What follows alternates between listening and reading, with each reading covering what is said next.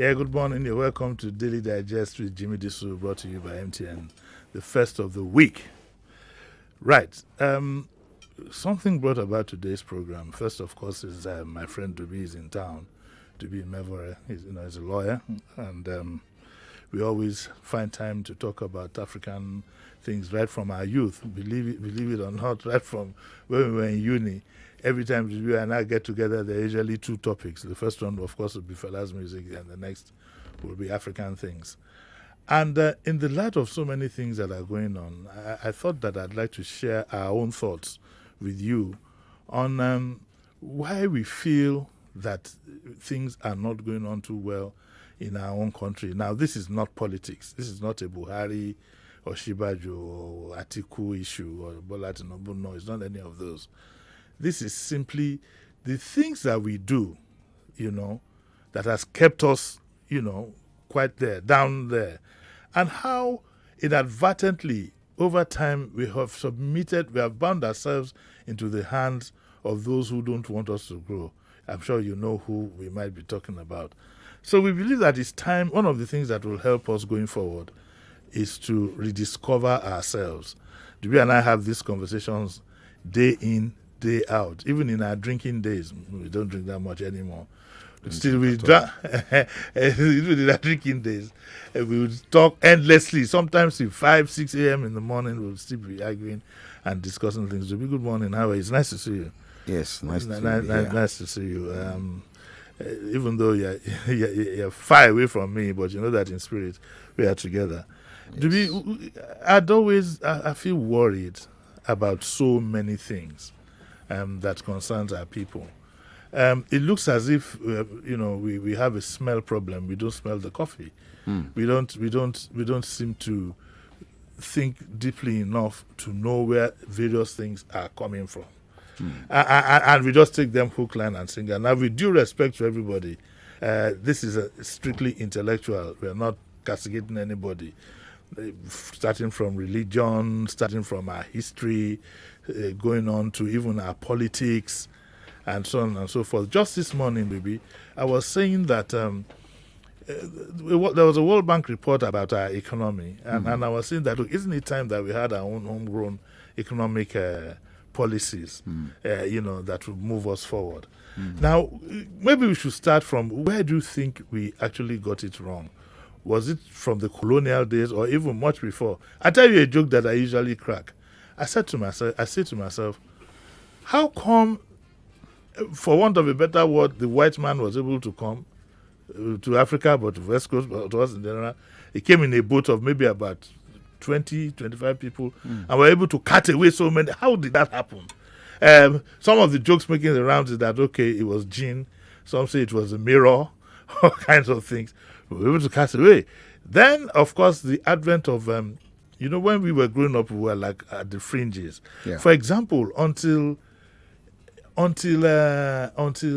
Shagari became president, he was the one who gave the awareness, for example, that you don't need to wear a suit to go to work. I was even going abroad, these trips that we make these days, remember in those days, I remember even going from Benin one day, one guy wore a suit. Oh, but where they go? They go Lagos. Why you come here? I plane, I go enter. And we had that, we thought, we grew up thinking at that time that, anybody who wears whatever is a bushman. Anybody who drinks ogogoro there's not much difference between ogogoro and gin. No. I know. So let's tell some of our guys, some of the thoughts that we had, about awareness and how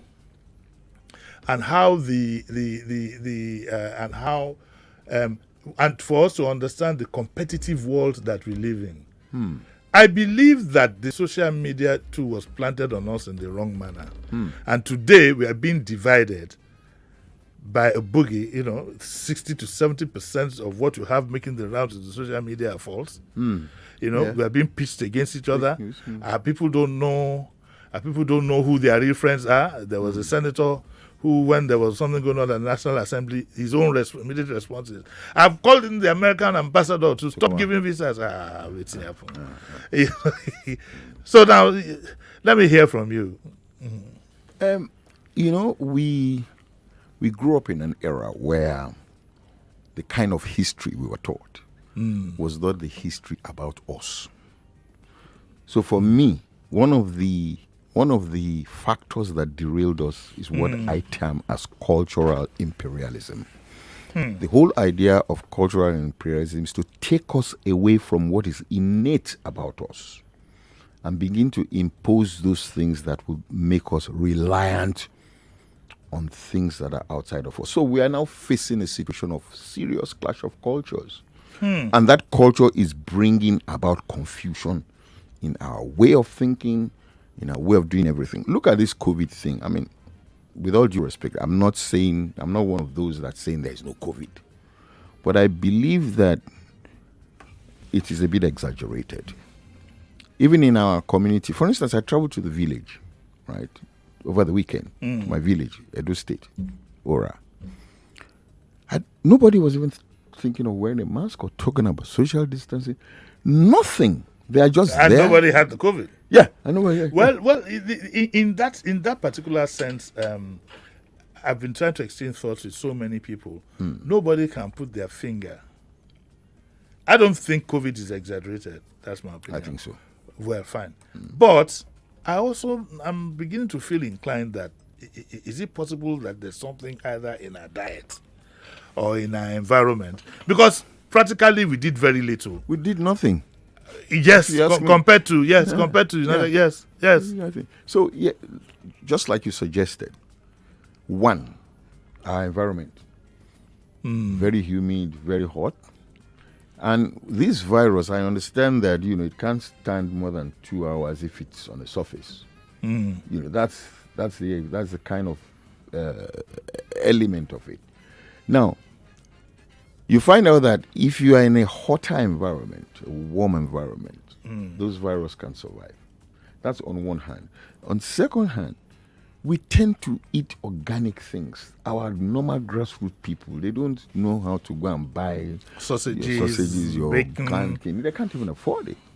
So they eat things, all those kind of things. Those things themselves are medicinal. And those are the kind of things. So we eat organically. And we find out in most of these other Western societies, everything is not organic. If you bring an organic food to a Western country, you sell it at a premium. It's not the norm there. You get it? So again, when you put all these factors together, that's why.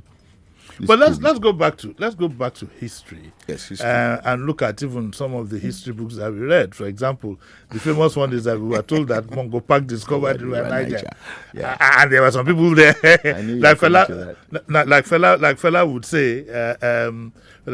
say, some people must have shown him the way to yes. And then, so education. But then again, what Western education did to us really was for a lot of our people to throw away the baby with the bathwater.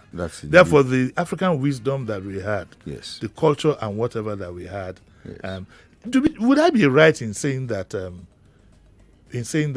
we had our own kind of democracy, at least amongst Yoruba people? Yes. You know, even though, for example, the king looked supreme, there was an unseen parliament that took care of him. It's not even unseen. In Oyo, they had something they call the Oyomesi. Yes. And I actually, during one of my researches, I found out that there was a statement that said the Oyomesi system practiced by the Alafin is probably one of the most developed democracies in the world. Somebody argued with me that how can I call it a democracy when there are no elections?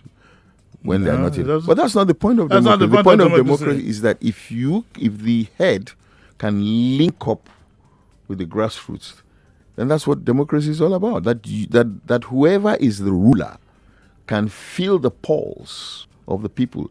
And these things, they go from the Oloriyebi to the Bale. From the Bale, it goes to the Oyomesi. Then from the Oyomesi, they sit in council with the Alafin and let the Alafin know what the people really want. And if he gets so stubborn, there's another group that will give him a calabash at night. The Ogboni. Yes. You call the Ogboni Awoba. Because they are the ones who can sanction the king when he overstepped his bounds. But you see, we don't have all those checks and balances. Now, the Western democracy, they've developed institutions that can support them, judiciary, police. Now, we have not developed those kind of institutions, and we are now trying to foist a Western type democracy on ourselves. So you can see everybody that is operating the so-called democratic institutions, they're just plundering the whole system. Yeah, it's a serious clash of culture. I'm saying that, look, we had a system, because our system had a bit of spirituality in all things spiritual. Now, if you are going to be in charge of people and their resources, you must take an oath. Yes. And that oath involves a cause. That's why we say, Adura will take me. But when they do their own oath, they will just say, I want to do this, I will do that, so help me God. What about when you don't do it? What are the consequences? What are you going to invoke on yourselves? So you see, as a result, people can plunder, they can ravage the whole system without any real consequence, from the system. Even with our culture of dressing, I shudder at the days when I used to wear a suit in these heats. And ironically, for example, I remember as an assistant editor in the early 80s, I'd have to wear a suit because I was assistant editor of Financial Punch. That was my first job in 82. Yeah. And I'd have to wear a suit. I remember all these funny suits. But I was driving a Beetle. And there'd be traffic if you laugh enough. And now I feel so you can't. If I fall dead here, I've told Philip, if I fall dead here, first of all, take the photograph because he's a photographer. After that, go and bring a suit. If you put a suit on me, I will get. Interestingly, I studied law abroad. Yes. In the UK system, and I considered actually going to law school. But when I thought of the whole wig and gown and beat and everything, I just said, you know what? I can't be adorning a colonial slave master's uniform and say I'm practicing apart from the politics that goes with it, saying slave master and so on and so forth. In reality, thank God for Tagari. Look, you young guys there was a time to go to work at the civil service. You had to wear a suit, and some of them were these very thick suits. Some people didn't know how to buy this proper suit. We used to call it timber coat. This very thick in the heat. Yes. The truth is that the Northerners never really adorned Western. Yes, but it was Shagari who he was one who was brave enough to allow traditional attire at work. But you don't forget that prior to Shagari, we had a very long spell of military thing. Yeah. Who couldn't actually inculcate that kind of mentality in us. You get it? So again, that military too is another matter. Let's go to music. We can't touch everything today, but those that occur to me, even the music that we have, that African touch of lyrics, music that inspires, has given way to just beats. When you think of the songs of Ebenezer Obey, when you think of Haruna Ishola, Egun Mogaji, Ayinla Omowura, when you think of all these, when you go to Osita Osadebe, when you go to Osita Osadebe, because the lyrics and whatever, the culture has changed around now. In fact, it's moved from British to American. Yes, and it's all now about beats. I'm sure that also bothers you. Yes, it does actually. I mean, I don't want to mention specific artists, but there are some artists that you just wonder where's the value. No, I mean, there's so many. Where's the value in the music? Yes, so many. And you know what is unfortunate? They gain a lot of popularity. Well, it's a matter of demand and supply. You know that for a country that knocked out history from its curriculum, exactly. What we've done, for over a long time, we diverted the minds of our youth to trivialities. Yes. We gave them computer games, we gave them the social media to go and rant and do all kinds of things, and so on and so forth. And they think the world starts and ends there. They don't know that sometimes the social media has its good use. Yes. No doubt about it. Of course. But sometimes it can do more damage than good. Yes. Sometimes. And so there's look, some of the things I see on social media, 25, 26, 40, 45, 60, 50, 60-year-old woman saying things that are completely indecent, things that should not be heard in any manner.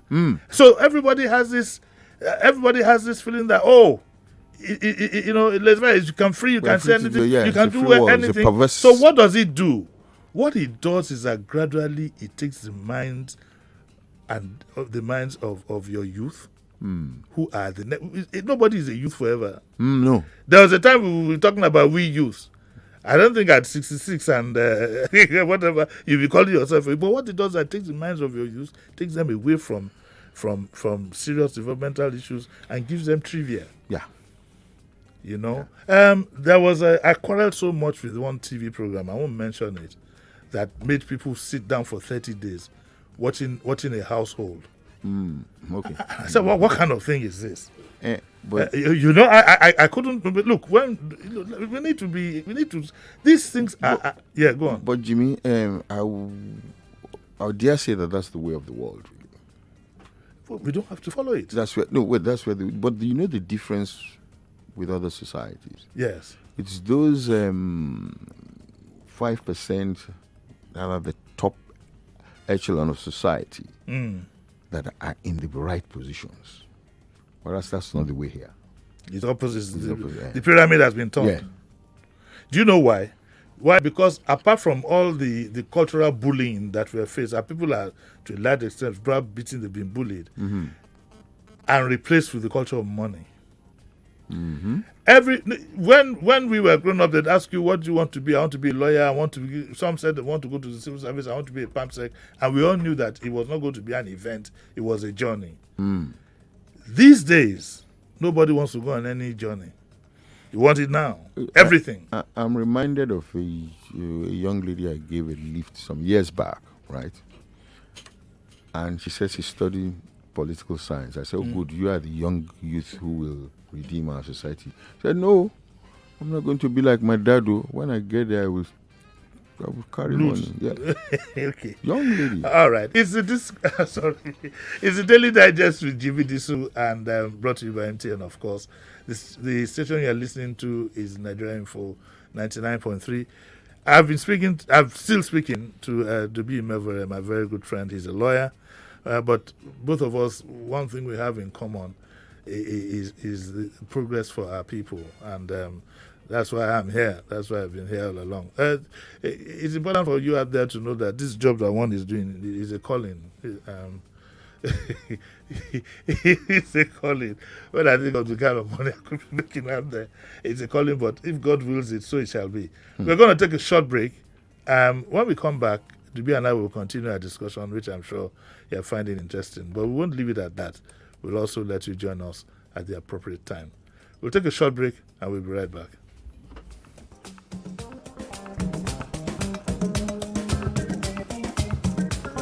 Don't touch that dial. Daily Digest returns in a moment.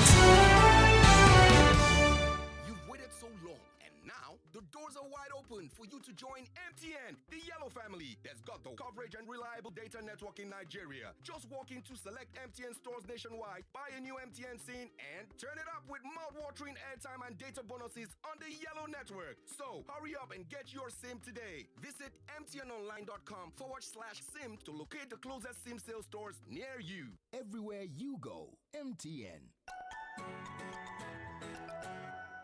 You've waited so long, and now the doors are wide open for you to join MTN, the yellow family that's got the coverage and reliable data network in Nigeria. Just walk into select MTN stores nationwide, buy a new MTN SIM, and turn it up with mouth-watering airtime and data bonuses on the yellow network. So hurry up and get your SIM today. Visit mtnonline.com/SIM to locate the closest SIM sales stores near you. Everywhere you go, MTN.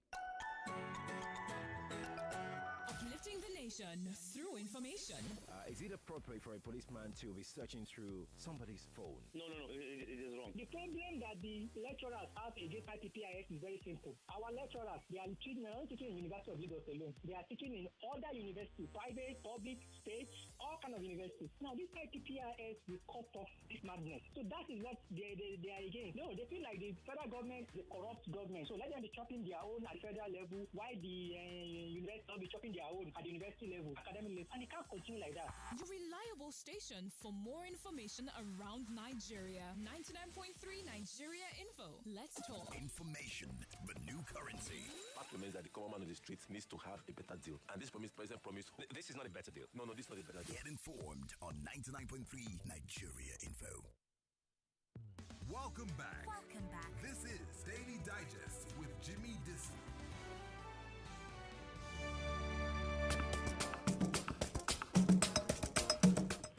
Right, you're welcome back to Daily Digest with Jimi Disu.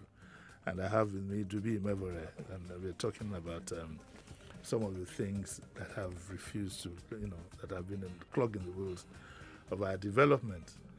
Dubi, how in the circumstances that we're in, for example, let's take some of the issues one by one. The democracy we are practicing, somehow I believe is not going to take us anywhere. No. The way we are going about it. No. Now, this is not an issue of restructuring or any of those highfalutin things. But how do we can't go back to where we were. The resistance will be much. You have a new generation who don't even understand where you're coming from. So what do we do? What do you mean by where we were? Let me get that right first. Our own traditional setting in the past. That's what I'm saying. Okay, I see. Well, plus the fact that the current day practitioners of our cultural values and religions, they've gone completely haywire. They've gone in another direction. I'm actually writing about that. You're writing about I call that it the Isheshe debacle. I don't know when I'll publish it, but it's about highlighting what even constitutes real problem within our own systems, that kind of thing. All right. I always have this phrase when I talk about these things. Maybe I deliver a lecture or something. I say, "Iyan dia tungun, obe dia tunse." That means the pounded yam needs to be repounded, and the soup needs to be. But you can't take the pounded yam back to being yam. No, wait. No, it's not about taking it back. I know. Yes. It's about reformatting, and I can tell you because I hold a lot of sessions online, and with the good things that I've incorporated my daughters, and they are also advancing this course. We are now finding a groundswell of youths, even not just in the diaspora and here, who are yearning to know what we really are. Who are yearning, right, to know about what we are. I think there's some discovery now from some youth thinking that all these things that they give to us, it's not us. For instance, one day I was seeing something on TV. I was watching it with her, and they said, "What's the biggest man-made structure on the earth?" What is it? And where is it? I don't know. The Benin Walls. Really? Bigger than the Chinese one? Bigger than the Chinese one? Yes, sir. It was Oyibo people talking. And some people with me, young people, say, "What? Really?" Are you sure to be? Somebody can Google it. The biggest man-made structure on this globe. It was Oyibo people doing the program, so it's not maybe our people, our Afrocentric, blah, blah, blah. And I had to look at it. And they're telling us that a place like Benin Empire had street lights before Europe. Did they have electricity? Oh, they lit it. They had lights. They had lights. I mean, and all sorts of things, So now there are certain information that we were not taught in school, right? That our youth are now discovering, and they are trying to retrace. I have a cousin. I'm not going to mention her name here. Close cousin, right? She's in her 60s as well. She's now beginning to discover that what we've been taught in terms of education, religion. This, my cousin, is a doctor, medicine. And she's telling me that the medicine, right, that she was taught is not a medicine, it's not the kind of medicine to cure. So she wants to retrace and go back to how we cure in our own system. As a doctor. Is that the one that got VTT label? Probably, you see, you might say that, but it's more like, for instance, what are the things that we even use to treat pathological things? You find out that the ones that we get from the pharmacologists, the pharmaceuticals, they always leave their own side effects. Yes. Eh, Like the hypertension drugs, you know what that does? I don't know. You know, so again, I think there's gradual discovery, right? That there are things about us that we were not made to know. And there are a lot of things about us that has been vilified. For instance, they like us to think when they say Orisha. Again, I don't want to bring religion, but I'm just using the word Orisha naturally in most people's minds connotes evil. Okay, let's stop there. When you talk about Orisha, and I want to go to something, wake some up. You spoke about how in our own traditional setting you'll be made to swear with and then there will be consequences. Yes. Okay, and I'm wondering, do you think that if we had stuck to our traditional setting, you wouldn't be having things like a civil servant is found with 1 billion in his account? Thank you. That's the I truth. mean, come on. That's the truth. We have absolutely no control. Iberuwa. In our traditional systems, even we still found those things where people will display their wares on the road and they're not there. Yes. Nobody dares steal. If a person buys something and they don't have the money, they will put something, maybe something that will show that it's me that bought this. That bought this thing Yes. and I'll pay you later. Yes. We have those kind of systems. Unfortunately, do you think we would ever be able to, okay, if not go back, incorporate some of these things so that we can have a better society? I believe we can. It's a matter of time, because you see the kind of people now that are retracing their steps back to origins. I mean, sometimes if people who you feel wouldn't be interested, they are all. In fact, you know where I'm coming from. I've hardly had any sleep this morning. Yes. But I think what it is also is that it's a reality check. Everybody seems to now see that in the sense of the democracy that we are practicing, we have almost failed totally. It's a failure. It's a failure. We can't. But it's who is going to bail the cat that is the problem for us to change, and it's going to be very, very difficult now, because now we are so diverse and we've been so infiltrated. I like you to examine the issue of foreign infiltration, even in our current day values and politics. I believe very strongly that we are in a very competitive world. Yes. And nobody wants to see Nigeria becoming a China or India of this world. Nobody. So we need to get that straight. Yes. And do you also believe that, of course, part of the tactics would be to divide us?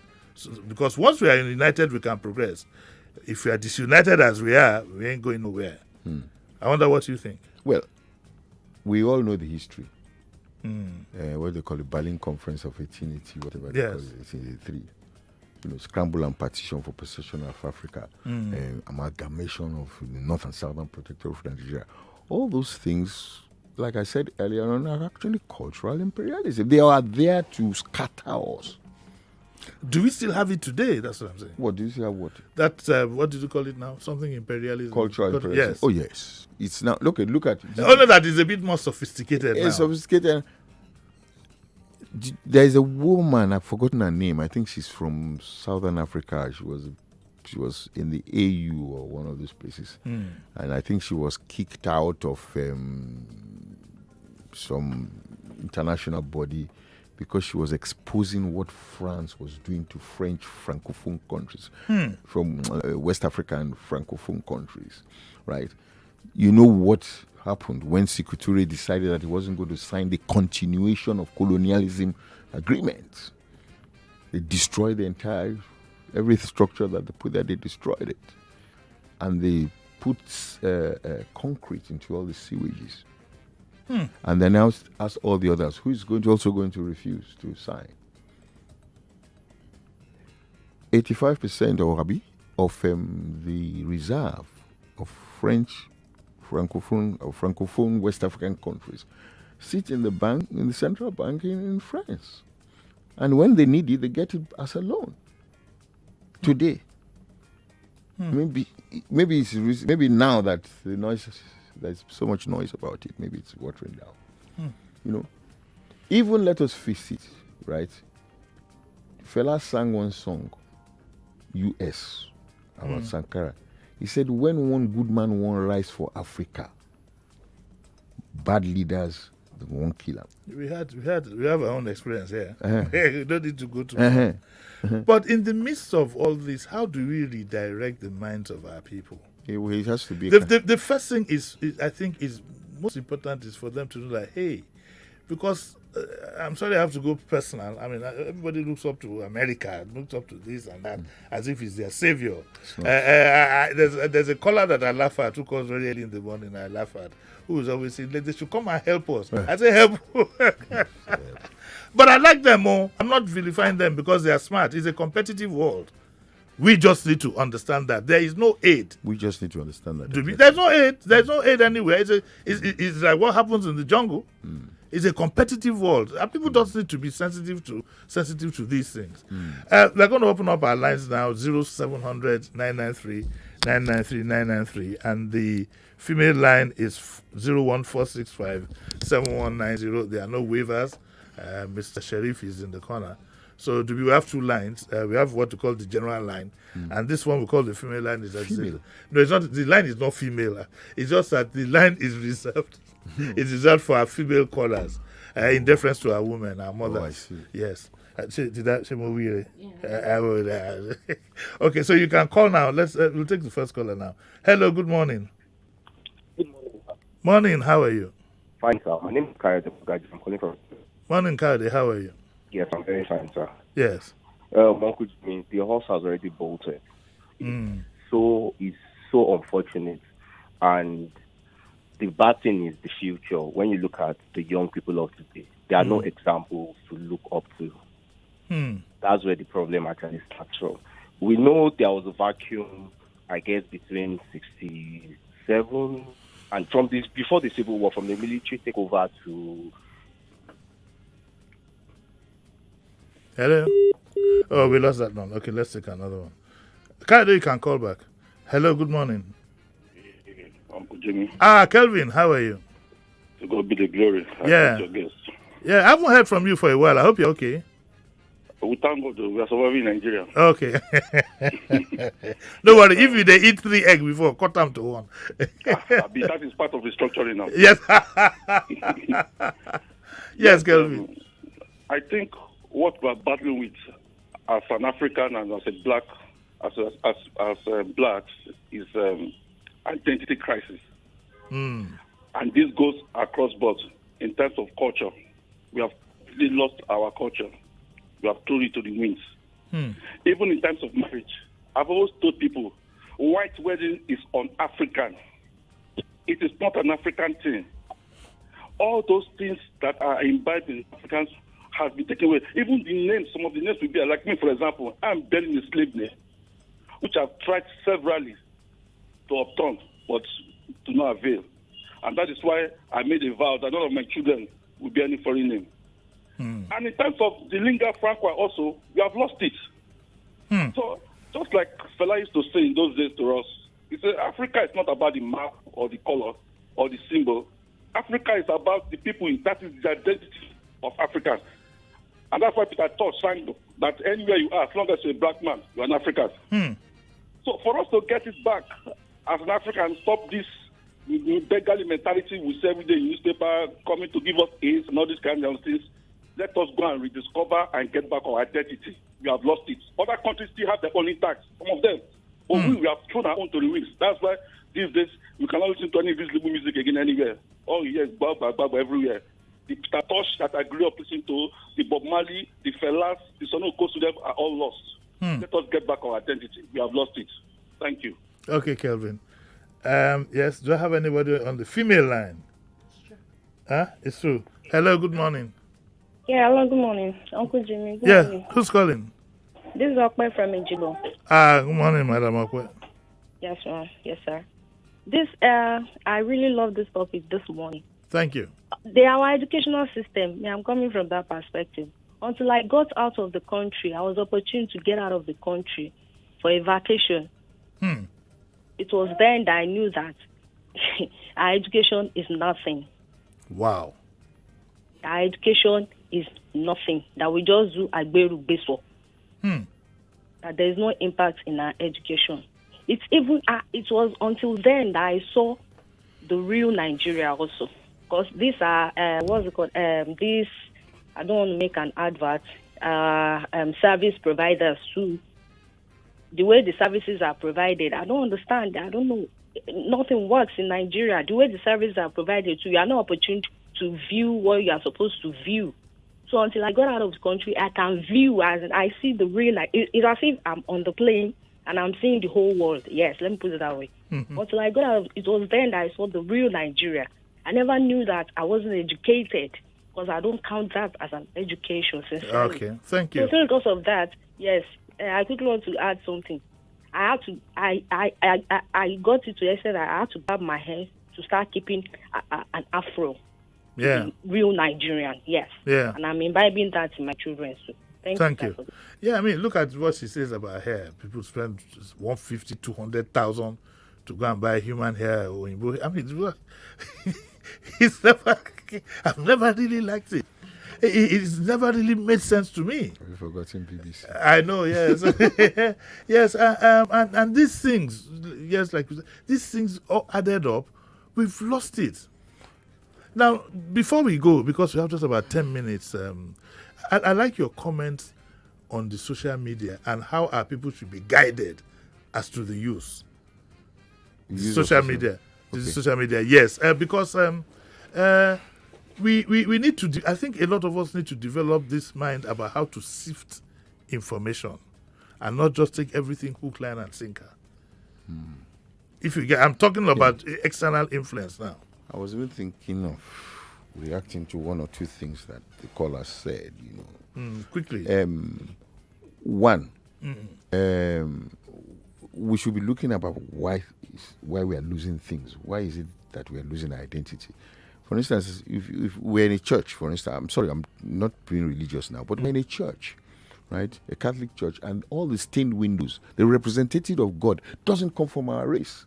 And we all sit in that congregation thinking that... Well, that's a matter of personal belief. No. It's not about personal belief. It is a way, inadvertently, you are inculcating inferiority complex in our people. If we think that those that are close to God are not in our race, then we are inferior. Oh, I see. You mean that everything is white. Yes. Yes.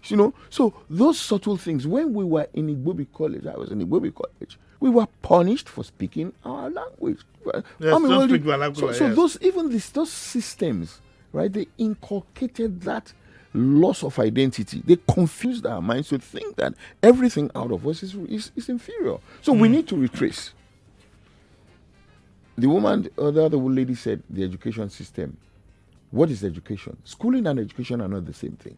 Yeah. Right? Now, we were schooled in such a way that we didn't know our things. But when it comes to other things, science, we had education. When I was in England, I was doing IT personally. And I was doing some self-training. And I went to all these short courses. And they were teaching us Excel. We're going deeper into Excel. The Excel spreadsheet thing. And the lady said, what is behind Excel is BODMAS. Please, do you know what BODMAS is? I've forgotten. It's been long since. You may say you've forgotten, but if I tell you bracket of division, multiplication, and yes. I was the only one in the class, Nigerian, that knew what BODMAS was all about. Even when I tried to explain it, everybody said they don't know what BODMAS is. So to that extent, I'm not going to really vilify our system of education. Yes. The doctors that are doing superb in America and even in the UK where I live are Nigerian doctors. Yeah. In fact, the head of the NHS said, if we do not recruit more Nigerian doctors into the NHS may collapse. It's specified Nigerian. Yes, I have the recording. I can show you. Interview with Jon Snow on Channel 4. So I don't like us to be beating ourselves in that, where education is. The only thing they've done to us is they've taken us away from what should be our background. Well, let me quickly add, when we say Nigerian doctors, Nigerian trained doctors. It's not just like a Nigerian who was born Yes, there. Nigerian trained doctors. Nigerian trained doctors, yes, because they were all trained in Nigeria. Yes, and they're performing feats. Yes, there. Our friend went to Benin. Went to University of Benin. Yes, our friend. Yes, his center is filled up. Yes, every day. Yes. Wow. I need to take 1 or 2 more calls. Hello. Good morning. Hello. Hello. Good morning. Morning. Yeah, I just want to say something. Can you would have to, please, when you do call, you have to switch off your radio wherever you are, so that we don't have a feedback. Let's take another call. Excuse me. Hello. Good morning. Hello. Hello. Good morning. Morning. Yeah, Jimi Disu. Yes. Hello, I be thy name. I've heard all you have discussed. I'm a trained teacher. Yes. The syllabus of Nigeria never throw away our culture. We have what is called social study. What is social study? The study of an environment. We were taught that. Then we have what we call vernacular. Because we are taught in English language, you don't need to be speaking your native language because the syllables are based on the English language. But inside the English language, we have what we call vernacular, we have what we call social study. Vernacular, we study idioms of our own native language here in the classroom. We speak our native language. Then the teacher, that's why in the syllabus of Nigeria, you don't employ non-indigenous, like that do not speak Yoruba, to teach in primary 1 and 2, or to 3 first. Because you have to make it on interpretation with your dialect to the children that come into the school newly. Okay, not everybody that hear English from the home. Okay, ma'am. Thank you. I don't want us to place too much emphasis so we don't lose track. You still haven't answered the question about your views on how best we can manage ourselves in the social. No, how best we can manage ourselves in the social. Apart from regulation, I believe it must be regulated. When I say it must be regulated, people believe that I'm talking about the practices of journalism. No, not that. As it affects people's day-to-day lives, even our people must be protected. I mean, a country that has complete 100% access to porn sites all over the world. These are not the kind of things. A kid at 3 or 4, he can pick up a smartphone and go to any porn site. Why would you allow such things? So when we talk about control, it's not, and I don't even want to use the word control. I'd rather use the word regulate. Regulate, yes. And some people say he wants to regulate. And by the way, I like to say to people, I understand I had a program in the morning and they were calling in sometime in the evening and asking for me. It's unfair to the person presenting the program for you to bring up an issue that not said. Stick to the program that you are listening to. And for God's sake, don't take these things to heart. Listen, enjoy yourself. Our job here is to stimulate discussion. It's not something that you'll be putting a gun to somebody's head to say that you said this and you said that. But that's by the way. Oh my God, Dubi, I got to go. I need an assurance from you, even though you are not in town, that we can do this thing again. We can do it through Skype and so on and so forth. But I'd like your last word to sum up all what we have spoken about today, and because there's still so many other things I would have loved to bring up, and that also includes this new demand that some people are making for, their own nation, Oduduwa and Biafra and all these things. But I can't handle that here now because it cannot be handled in a fleeting manner. It's something that has to be well discussed. But in general terms, how do you sum up the discussion that we've had today? What are your thoughts you want to pass on? I'm going to have to use the Fela quote there. You can use anything you like. The message of Fela in Africa Center of the World. Mm. It says, Africans in Europe, Africans in America, set your minds to Africa. But set your minds to Africa, like Kelvin said, it's not so much to the map. It's to the mind. When you say set your minds to Africa, it's not about the map. Yeah, I'm just saying. Okay, you're just corroborating. Yes. Because our lines are buzzing, I'll take 2 more calls, if you don't mind. I will delay you just by 5 minutes. Hello, good morning. Good morning. Morning, yes. Hello, sir. Go on quickly, please. I love the man. Please, I'd like him to come again, if it's possible. He will. All right. Thank you. Let's take another one. Hello? He said he's lucky to come again. Oh, okay. Morning. Good morning. Morning.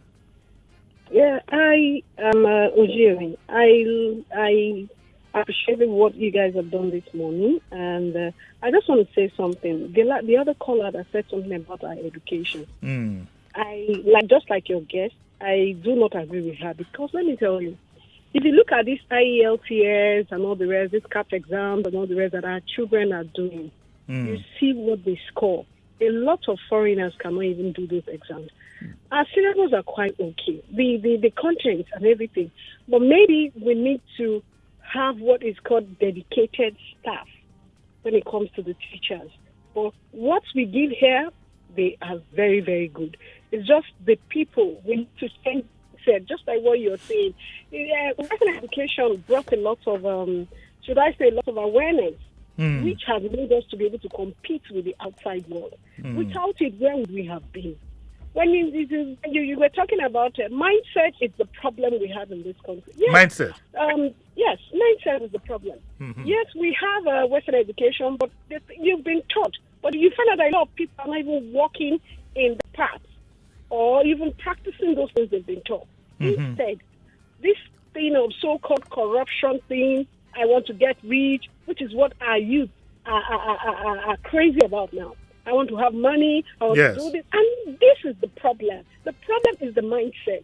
Where are those days? Those days when people are scared of God. It doesn't have to be whether we were talking something about what's it called? Ogun or something like that. No. Where is the conscience? When you do something wrong to your next neighbor, you feel bad. But these days, nobody feels anything, because people have developed a devilish mindset, if I wish you use that. Yes. A mindset that does not even touch you when you do the wrong thing. Thank you. So that is the problem. Education is the best thing that happened to us. Thank you. Well, that's quite interesting what she said. I think people's minds have been stolen. A lot of African minds have been. It's like somebody took their minds away and planted something else. But we'll get to that someday. Dubi, thank you very much for coming. My pleasure. Yes, thank you very much for coming. We'll continue this discussion from time to time. Well, that's where we'll end it for today. Tomorrow is Dear Bumi. I have a very special guest tomorrow for Dear Bumi. Bash. All of you know Bash of Wazobia TV. Bash is going to be here tomorrow. I hear that his nickname is Oshomo. He'll have to explain that to me tomorrow. So it's going to be Bash tomorrow. Dear Bumi is a midweek breaker, and I look forward to presenting it to you. On Saturday, the discourse, I'd like to give you notice. You don't want to miss it. It's two former soldiers, two ex-soldiers are coming in there in their 70s now. They fought during the Civil War, and they have a story that is not too palatable to tell. So we will look at it. It's the dilemma of the retired Nigerian soldier, and I'll have two of them. Two of them will be here. They will tell us their experience, how they haven't gotten part of their pensions as we speak. And we hope that after that we'll be able to give the military the whatever to respond to whatever they have to say. That concerns the pension, but other things. We'll also hear from them. These are people who actually fought the war. Okay, so probably this will open our people's eyes. Those who believe that we should be gunning ourselves down inside, they will get an insight into what war really is like, not from officer level, but from junior ranks. Okay, so you don't want to miss Saturday. It's going to be at 8 o'clock. The discourse with Jimi Disu, brought to you again by MTN. We'd like to thank everybody. We'd like to thank Zainab. How are you, man? I'm fine, thank you. We'd like to thank Philip. To be one more time, I'd like to thank you.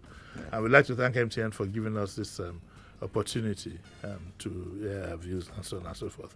I'll see you tomorrow at 9.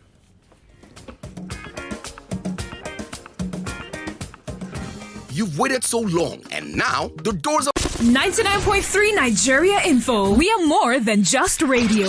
Subscribe to our YouTube channel at Nigeria Info FM. Check us out on Facebook at Nigeria Info 99.3. Follow us on Twitter at Nigeria Info FM and on Instagram at Nigeria Info FM Lagos for live updates as it happens. 99.3 Nigeria Info.